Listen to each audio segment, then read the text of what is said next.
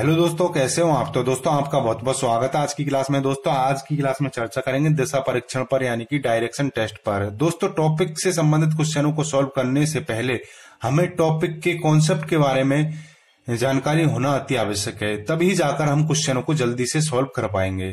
तो दोस्तों दिशा परीक्षण संबंधी जितनी भी मूलभूत जानकारियां होती है पहले उनको समझ लेते हैं। दोस्तों रीजनिंग में दिशा परीक्षण का जो टॉपिक है, इस टॉपिक में 8 दिशाओं का काम है। कितनी दिशाओं का? 8 दिशाओं का, यानी 8 दिशाएं हमारे काम आएंगी। देखिए, सबसे पहले कागज हो या बोर्ड हो, उस पर दिशाओं का निरूपण या प्रदर्शित कैसे किया जाता है। देखिए, सबसे पहले आपको एक प्लस का चिन्ह बनाना है इस प्रकार से, और ऊपर की ओर जो दिशा होगी उसका नाम होगा उत्तर दिशा, और नीचे दक्षिण दिशा। क्या सर, इन दोनों दिशाओं को तो हम सभी जानते हैं। ये पूर्व पश्चिम में चक्कर पड़ता है कि कभी तो हम पश्चिम लिख देते हैं यहाँ पर, कभी पूर्व लिख देते हैं। ये गलती हो जाती है। ये तो गलत नहीं होता कि ऊपर उत्तर है नीचे दक्षिण है, ये तो पक्का सही है। लेकिन ये दाएं बाएं वाली जो दिशाएं हैं ये गलत हो जाती है। तो दोस्तों मैं आपको एक ट्रिक बताऊंगा। देखिए, यहां पर पूर्व दिशा होगी और यहां पर पश्चिम दिशा। तो दोस्तों हमारे सामने 4 दिशाएं आ चुकी हैं। अब देखिए दोस्तों, मैं ट्रिक बता रहा हूं आपको कि ऊपर उत्तर, नीचे दक्षिण, दाएं पूरब, बाएं पश्चिम। ये ट्रिक आपको याद रखनी है। वैसे तो सभी स्टूडेंट इस चीज को जानते हैं, लेकिन कुछ नए हैं जो रीजनिंग को पहली बार पढ़ रहे हैं। तो देखिए, ऊपर उत्तर, नीचे दक्षिण, दाएं पूरब, बाएं पश्चिम, इसको ध्यान रखना है। ठीक है दोस्तों, तो 4 दिशाएं हमारे सामने आ चुकी है, और दिशाएं हैं कितनी? 8। तो 4 दिशाएं और कौन सी होती है? तो 4 दिशाएं होती है उप दिशाएं। ये तो मुख्य दिशाएं हैं, 4 उप दिशाएं होती है। उप दिशा किसे कहा जाता है? 2 नजदीक की मुख्य दिशाओं के बीच की जो दिशा होती है उसे उप दिशा कहा जाता है। इस प्रकार से, यानी उत्तर और पूरब के बीच में जो दिशा होगी वह उत्तर पूर्व उप दिशा होगी। कौन सी? उत्तर पूर्व उप दिशा। इसी प्रकार यहां पर दक्षिण पूर्व, इसी प्रकार यहां पर दक्षिण पश्चिम, इसी प्रकार यहां पर उत्तर पश्चिम उप दिशा। 4 मुख्य दिशा और 4 उप दिशा।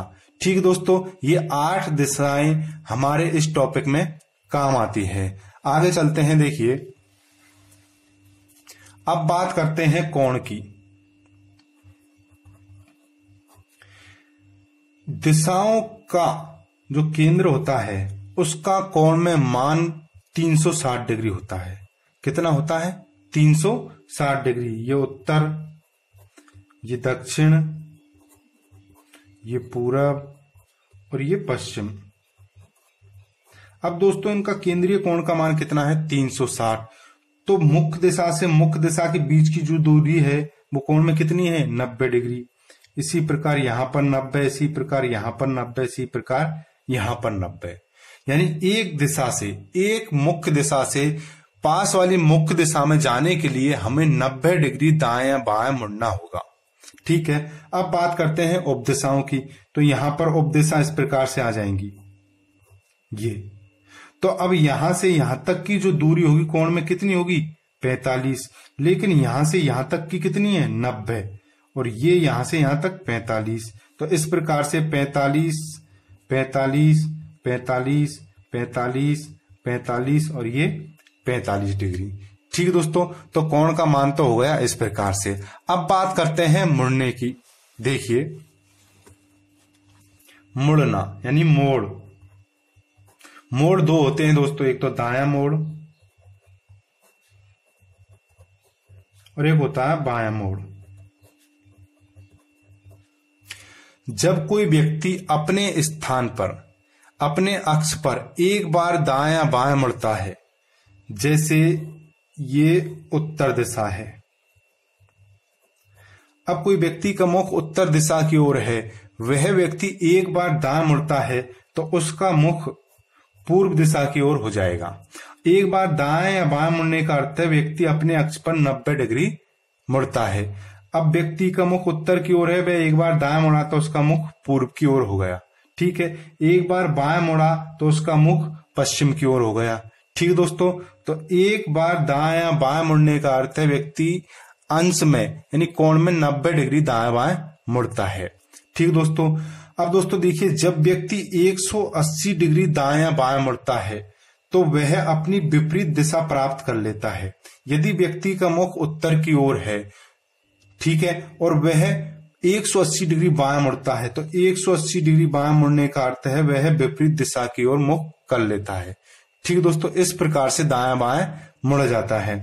अब देखिए, दाएं बाएं में चक्कर पड़ता है सारा, यहां तो समझ में आ गई बात, लेकिन क्वेश्चन करते हैं तो समझने में टाइम लगता है। देखिए, आपको चलना है दाएं, जैसे कोई व्यक्ति उत्तर की ओर जा रहा है, दाएं मुड़ना है तो इधर दाएं मुड़ेगा, पूरब की ओर जा रहा है, दाएं मुड़ना है तो इधर मुड़ेगा दायां, ये दायां मोड़ है, ये दायां मोड़। इसी प्रकार कोई व्यक्ति उत्तर की ओर जा रहा है, बाएं मुड़ेगा तो इधर मुड़ेगा, यहां यानी पश्चिम की ओर जा रहा है, बाएं मुड़ेगा तो इधर मुड़ेगा। इस प्रकार से ये बायां मोड़ है, ये बायां मोड़। ठीक है, इस प्रकार से आपको दाएं बाएं मुड़ना है। ठीक दोस्तों, और जानकारी और बताता हूं, देखिए आगे चलिए।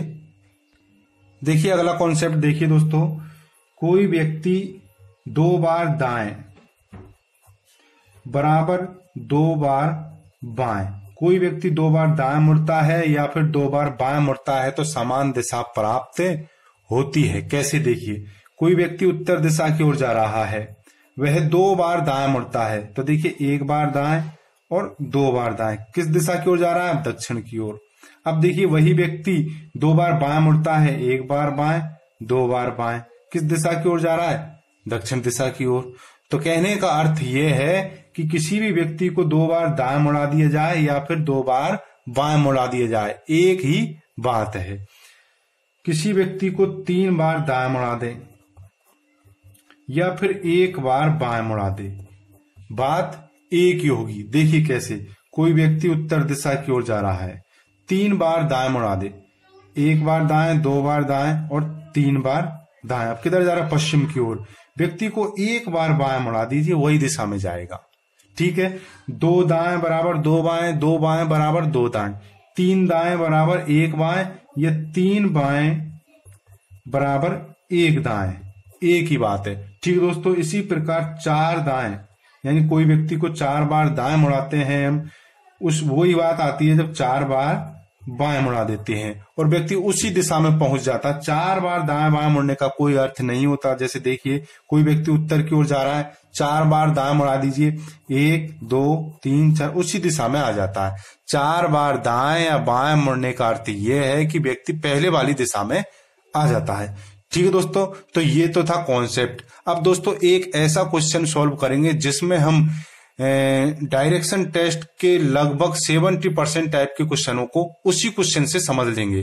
ठीक है दोस्तों, तो दोस्तों ये रहा क्वेश्चन। देखिए, क्वेश्चन बहुत ही शानदार क्वेश्चन है। इस क्वेश्चन से हम सभी टाइप के क्वेश्चनों को सॉल्व कर सकेंगे। देखिए क्वेश्चन है आपके सामने, मोनू अपने घर से 10 किलोमीटर उत्तर की ओर जाता है, फिर वहां से दाएं मुड़कर 4 किलोमीटर जाता है तथा पुनः दाएं मुड़ता है और 7 किलोमीटर चलता है, तो निम्न प्रश्नों के उत्तर दो। दोस्तों प्रश्न मैं आपको बताऊंगा, पहले देखिए प्रश्न का, हम इस प्रश्न का डायग्राम बनाते हैं। देखिए, मोनू अपने घर से 10 किलोमीटर उत्तर की ओर जाता है, यह मोनू का घर हो गया। मान लीजिए मोनू अपने घर से 10 किलोमीटर उत्तर की ओर जाता है, इस प्रकार से ये 10 किलोमीटर। ठीक है, मोनू अपने घर से 10 किलोमीटर उत्तर की ओर जाता है, फिर वहां से दाएं मुड़कर, यहां से दाएं मुड़कर 4 किलोमीटर जाता है, यहां से दाएं मुड़कर 4 किलोमीटर जाता है तथा पुनः दाएं मुड़ता है और 7 किलोमीटर चलता है। पुनः दाएं, अब यहां से दाएं मुड़ता है और 7 किलोमीटर चलता है, इस प्रकार से 7 किलोमीटर चलता है। ठीक है दोस्तों, अब डायग्राम बनकर तैयार है। अब हमसे कुछ भी पूछ लिया जाए। अब देखिए कौन कौन से प्रश्न पूछे गए। पहला प्रश्न देखिए, मैं लिख देता हूं, अंत में मोनू किस दिशा की ओर जा रहा है? अंत में मोनू किस दिशा की ओर जा रहा है? तो अंत में मोनू किस दिशा की ओर जा रहा है? दक्षिण की ओर। दक्षिणी तो है नीचे, ये दक्षिण की ओर जा रहा है। ठीक है दोस्तों, तो इसका आंसर हो जाएगा दक्षिण दिशा की ओर जा रहा है। अगला क्वेश्चन देखिए, मोनू का घर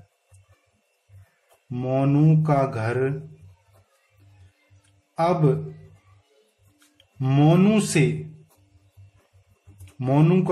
मोनू से किस दिशा में है? किस दिशा में है? मोनू का घर, ये मोनू का घर है। मोनू का घर अब मोनू से, यहां पर मोनू है, मोनू से किस दिशा में है?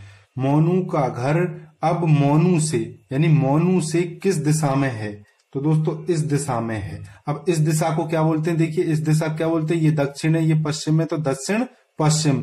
तो मोनू का घर अब मोनू से दक्षिण पश्चिम दिशा में है, तो इसका आंसर क्या होगा? दक्षिण पश्चिम दिशा, सॉरी दक्षिण पश्चिम दिशा। ठीक है दोस्तों, अगला क्वेश्चन देखिए, मोनू अब अपने घर से किस दिशा में है? किस दिशा में है? तो देखिए मोनू अब अपने घर से किस दिशा में है? ये मोनू अपने घर से, जिसके पीछे से लगाओ वहीं से देखनी है। तो यहां से मोनू किस दिशा में है? तो यहां पर देखिए कौन सी दिशा है? ये इस प्रकार से, कौन सी? ये उत्तर है, ये पूर्व है, तो उत्तर पूर्व दिशा में। तो इसका आंसर होगा उत्तर पूर्व दिशा में। ठीक है दोस्तों, इसी क्वेश्चन से हम सभी टाइप के क्वेश्चन को सॉल्व करेंगे। देखिए अब आगे क्वेश्चन पूछ लिया जाए आपसे कि बताइए मोनू ने कुल कितनी दूरी तय की? तो देखिए 10 किलोमीटर तय की, 10 4 ये 14 और 7 ये 21 किलोमीटर। तो इसका आंसर होगा 21 किलोमीटर। मोनू ने कुल 21 किलोमीटर दूरी तय की। अब आपसे पूछ लिया जाए, बताइए मोनू और मोनू के घर की सीधी दूरी कितनी है?